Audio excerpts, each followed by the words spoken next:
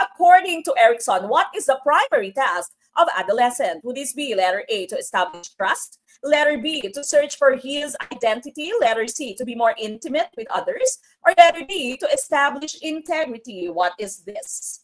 Okay, what do you think is the right choice? I see letter B. We are talking about your adolescents again, no? Our teenagers.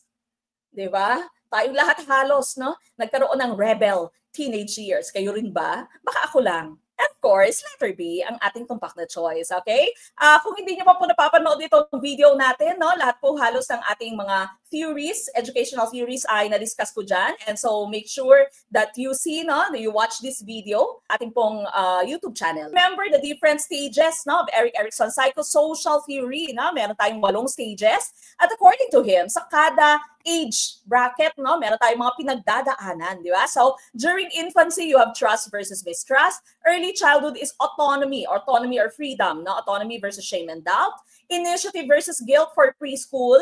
Then you have industry versus inferiority for school age, no? Again, go back to our YouTube video kasi lahat po ito, no, I explained in detail in that video. Tapos meron po akong mnemonic doon kung paano nyo po mamememorya, no, yung pagkakasunod-sunod at kung ano yung mga pinagdadaanan ng isang tao during the certain stage, no? Adolescence, ito po yung ating hinahanap, identity versus role confusion.